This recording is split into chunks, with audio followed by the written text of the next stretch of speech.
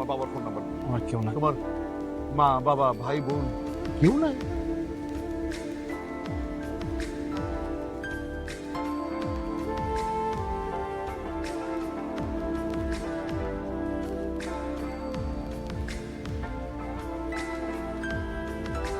যাই হোক, বিয়েটা তো হয়ে গেছে না, সংসারটা করি।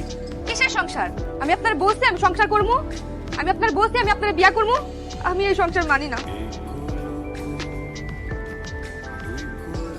আজকে আমি তোমাদের একটা খুবই গুরুত্বপূর্ণ টপিক নিয়ে আলোচনা করবো, তোমরা অবশ্যই নোট রাখবে। কেমন? তুমি না না বসো। কি যেন নাম তোমার? সন্দেশ। স্কাইলার, তুমি তোমার ফ্যামিলির অনেক আদরের, তাই না? একদম। কে কে আছে তোমার ফ্যামিলি? বাবা আছেন। রসগোল্লা নাই?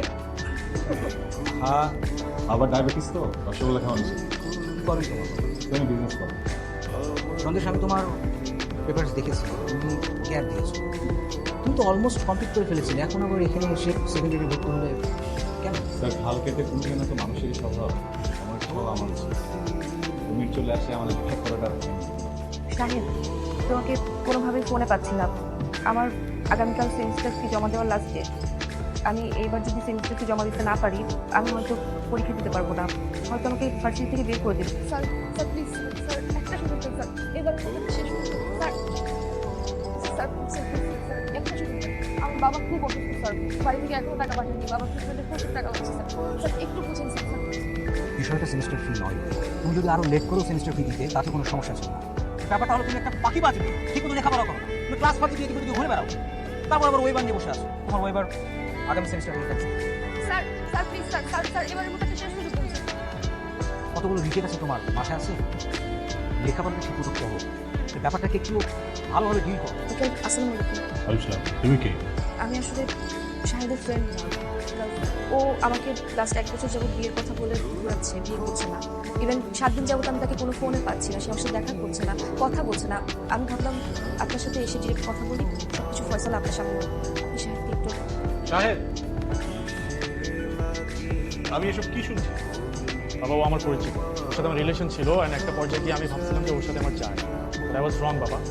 ও একটা গোল্ড ডিগার বাবা, ও টাকা পয়সা লোভী। মুখ সামনে কথা বলো তুমি। কি মুখ সামনে কথা? কি বলতে চাও তুমি? কেন আসছো আমার বাসায়? কেন আসছে বোঝো না তুমি? তুমি বিয়ের কথা বলে কেন ঘোরাচ্ছ? বাবা, শি ওয়াজ ম্যারিড। আমি মানি ওর সাথে আমার রিলেশনশিপ ছিল, বাট আমি কোনোভাবেই জানতাম না বাবা রিলেশনশিপের আগে যে ও ম্যারিড ছিল। ওর হাজবেন্ডকে ডিভোর্স দিয়ে আসছে আমার কাছে, এন্ড এটা আমি জানার পরেও আমি সেটা অ্যাকসেপ্ট করে নিয়েছি। তুমি আমাকে যে পকেট মানি দিতা বাবা, সেখান থেকে আমি সেমিস্টার ফি দিতাম, ওর খরচ দিতাম। পরেও আমার সাথে চিট করছে, আমার সাথে শেয়ার করতে চাইনি যে ডিভোর্স দিই। শাহিদ, আমি তোমার কাছে কখনো এটা আশা করিনি। আঙ্কেল, আঙ্কেল বিশ্বাস করুন, আমি লোভী না। হ্যাঁ, আমি যা করেছি সবকিছু ওকে ভালোবেসে করেছি। আমার হাজব্যান্ডের সাথে লাস্ট টাইম আমার বনিবনা হচ্ছিল না, আমি ওকে ভালোবেসে আমার হাজব্যান্ডকে আমি ডিভোর্স দিয়েছি। তারপর থেকে আমি ঢাকা শহরে একা থাকি, ওর জন্য একটা জব করি, ওই টাকা দিয়ে আমি নিজের সব ও আবার সেমিস্টার ফি দিয়েছে, হ্যাঁ আমি স্বীকার করি, কিন্তু ওর কাছে আমি টাকার জন্য কখনো আসিনি। ওকে খুব ভালোবাসি, যার জন্য হচ্ছে আমি আমাকে লাস্ট টাইম যোগাযোগ পর্যন্ত করছে না, আমাকে টোটালি অ্যাভয়েড করছে। আমি এটা নিতে পারছি না, আমার সাথে এটা অন্যায় হচ্ছে। আমি শুরু থেকে বুঝতে পেরেছি যে তুমি একটা অসভ্য ফ্যামিলি থেকে, নাহলে এখানে এসে এসব কথা বলতে। আমি এটাও বুঝেছি যে তুমি একটা আনএডুকেটেড ফ্যামিলি।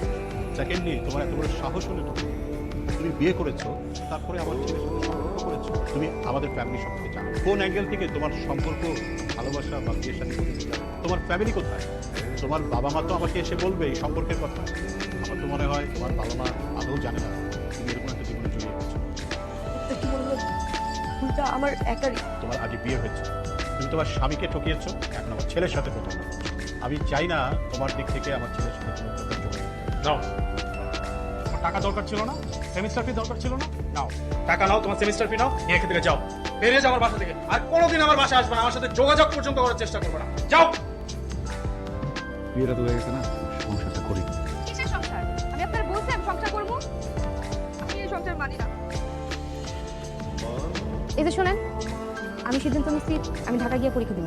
ঢাকায় পরীক্ষা দিতে বলি লেখা? তুমি স্কুল করছো ওই জায়গায়, কলেজ করছো ওই জায়গায়, কেনকার ভার্সিটিতে পড়ো? না, আমি ঢাকায় পরীক্ষা দিব। ঢাকা তুমি গেলা, আমার তো ক্যাম্পাস ওই জায়গায় না, পড়াশোনা করবো তো। আপনার আমি আগেই বলছি আমি আমার ইচ্ছা মতো পড়াশোনা করব। আপনি যদি না পারেন আমার তালাক দেন, আমি জায়গা, আমি তো আপনার জন্য আমার পড়াশোনা করতে পারবো না।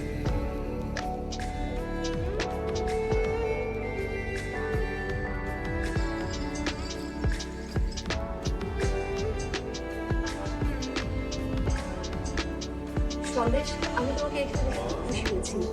আসলে পরিশ্রম মানুষকে কতটা সফল করে সেটা তোমাকে দেখে বোঝা যায়। কি নাম আপনার?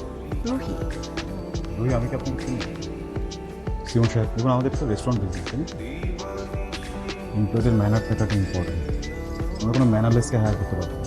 সো আপনি প্লিজ নেক্সট ক্যান্ডিডেট রাখুন। রুহি, আপনি এদিকে আসুন। ফলে আপনার চাকরি হচ্ছে না। স্যার কি বলেন?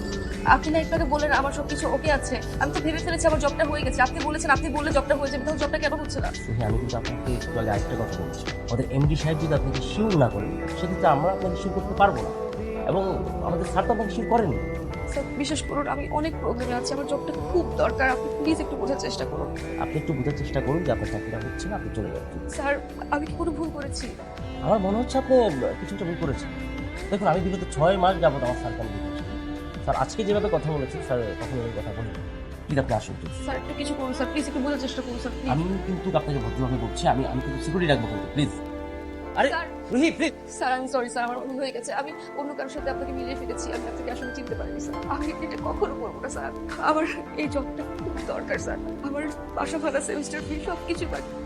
আমার হয়তো এই জবটা না পেলে আমার জীবনটাই থেমে যাবে স্যার। আমি কিছু করতে পারবো না। আমি জীবনে শুধু পড়াশোনাটাই করতে চেয়েছি, আর কিছু করতে চাই না। আমার দ্বারা কখনো খারাপ কিছু করাবো স্যার। আপনি যা বলবেন আমি সেভাবে চলবো। আপনি যা যা যা করতে বলবেন আমি তাই করবো।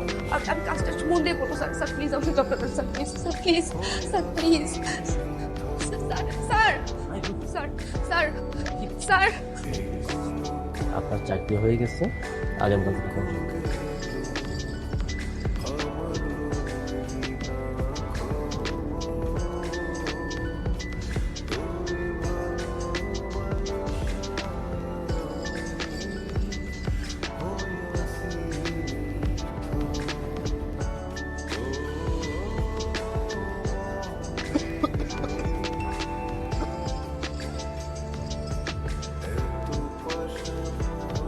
রোহি, তুমি কি আমাদের স্যারকে আগে থেকে চিনো?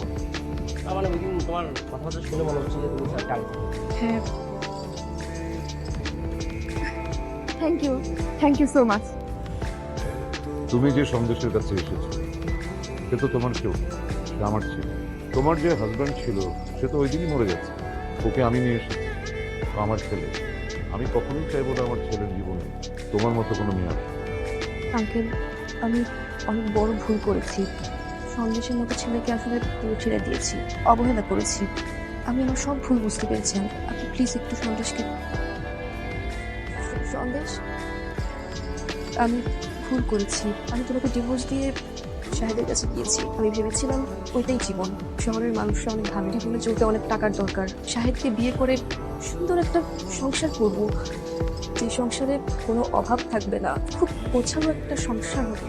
বাস্তবতা বুঝতে গিয়ে সব ফেক মানুষদের মাঝে আমি আসলে সত্যিকারের ভালোবাসাটা খুঁজে পাই। আমার কাছে বারবার তোমার কথাই মনে হচ্ছিল যে সন্দেশে আমাকে সত্যিকারের ভালোবাসবো।